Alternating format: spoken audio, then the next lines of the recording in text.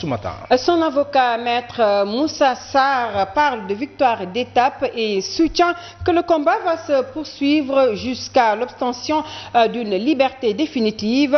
Donc Mama Sokan l'a rencontré tout à l'heure.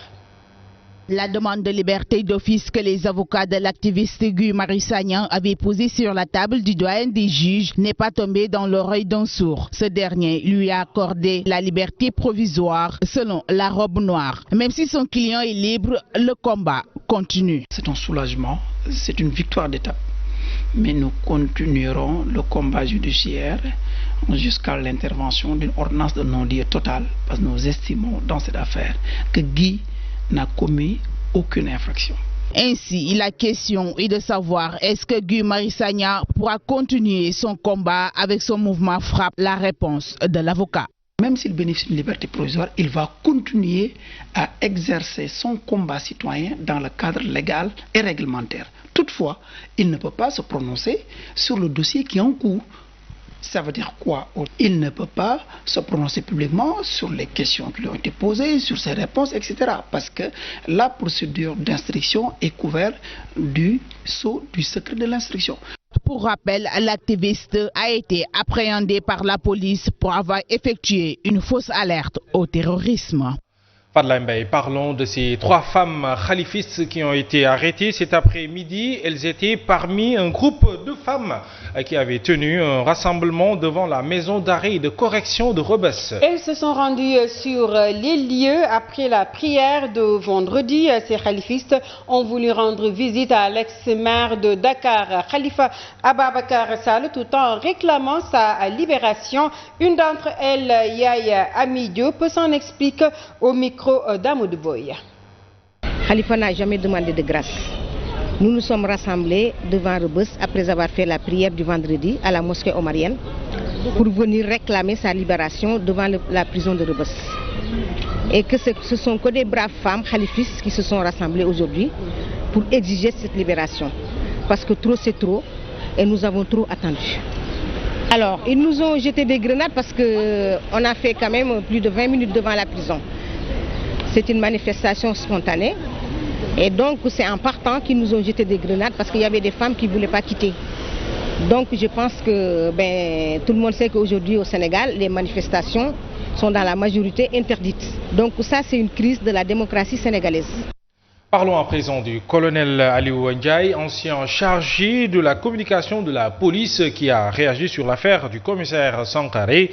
Selon lui, le commissaire des Parcelles Assainies est passible d'une peine allant de la dégradation de son galon à la radiation avec ou sans pension de la police. Le colonel Aliou Ndiaye revient ici sur la procédure et les sanctions relatives à un tel incident. Le colonel Aliou Ndiaye est joint au téléphone par Fabrice Nguema.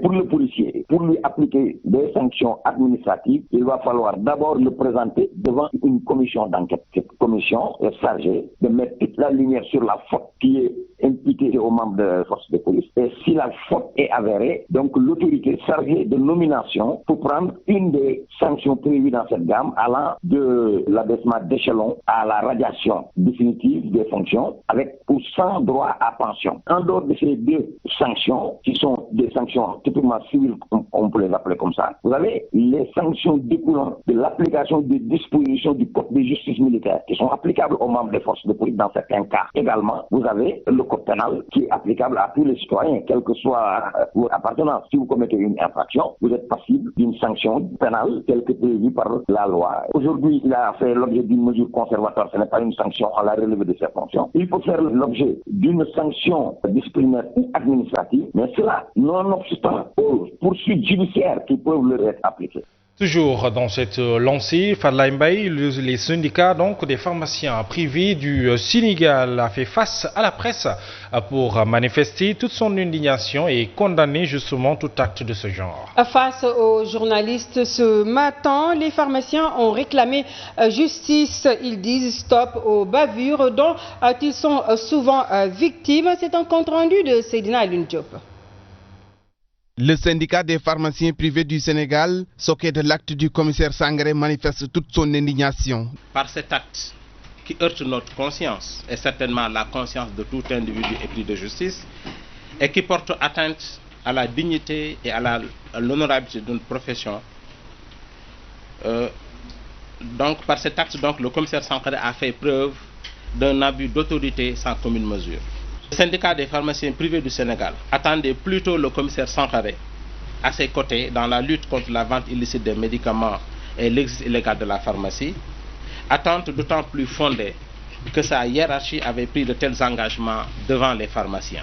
Le syndicat a par ailleurs salué la diligence des autorités et affiche son soutien à Dr Cheikhouna Gueye. Le syndicat des pharmaciens privés du Sénégal exprime son soutien et toute sa solidarité avec Dr Cheikhouna Gueye et Dr Mamba Kendiaï Sen, titulaire de la pharmacie, et est disposé à les accompagner dans toutes les actions qu'ils auront à entreprendre pour que force reste à la loi. Toutefois, il alerte et menace pour que ces pareils actes ne se produisent plus au Sénégal.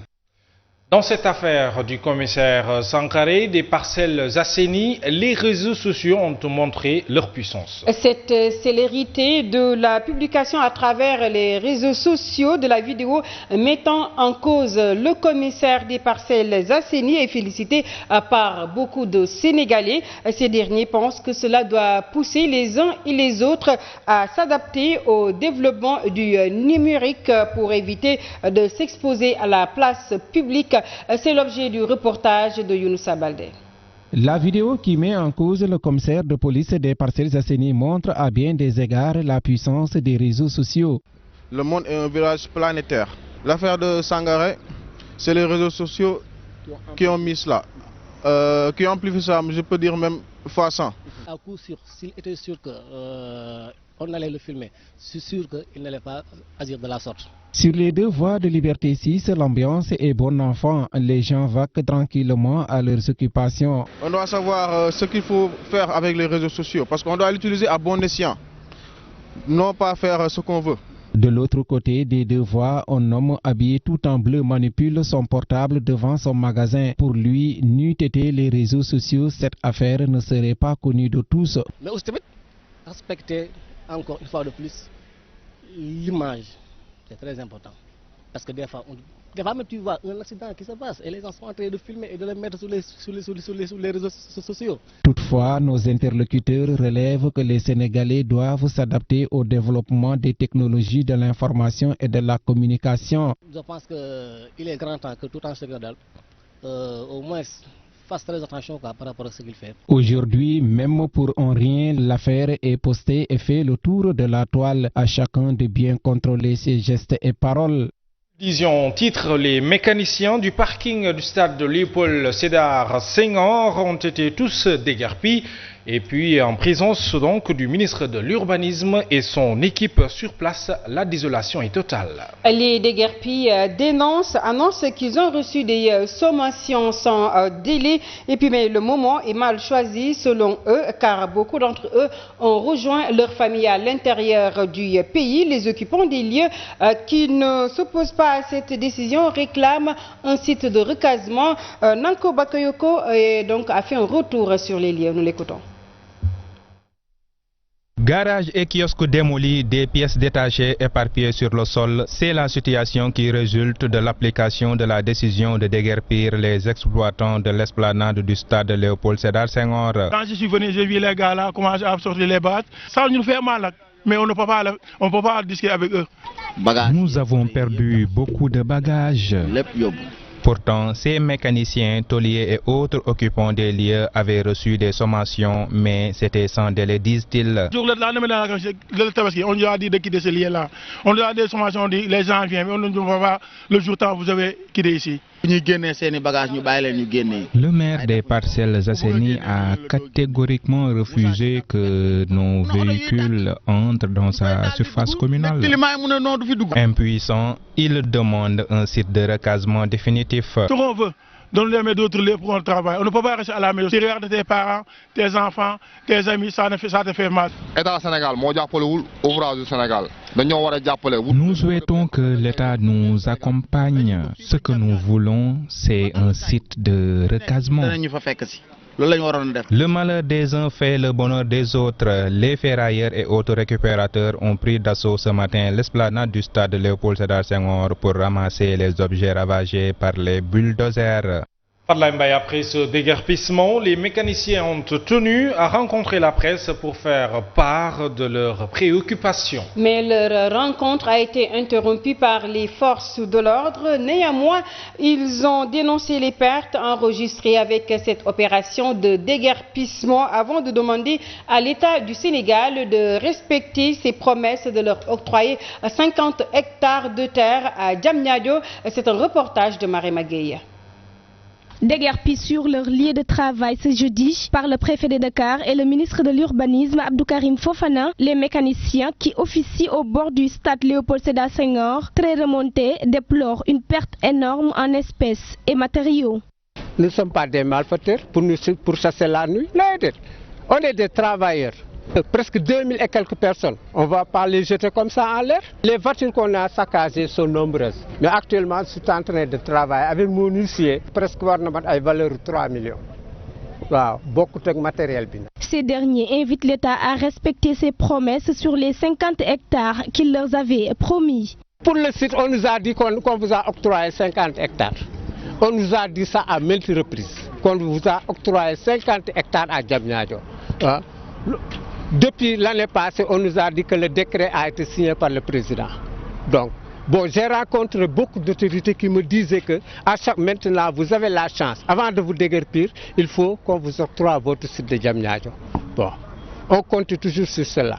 Une rencontre avec la presse qui malheureusement ne s'est pas terminée comme voulu car des agents de la police sont intervenus pour disperser la foule sous prétexte que le rassemblement est interdit à ce lieu. Cette opération de déguerpissement se poursuit. Les commerçants installés aux alentours du stade des Parcelles Assainies vont suivre dimanche prochain. Et ces commerçants se disent être dans une situation légale et pointent du doigt le maire des Parcelles Assainies, Moussassi, qui selon eux ne fait qu'à sa tête. Il n'exclut pas de porter le combat devant les tribunaux. Soulaye Ndaw et Ousmane Dem sont allés à leur rencontre.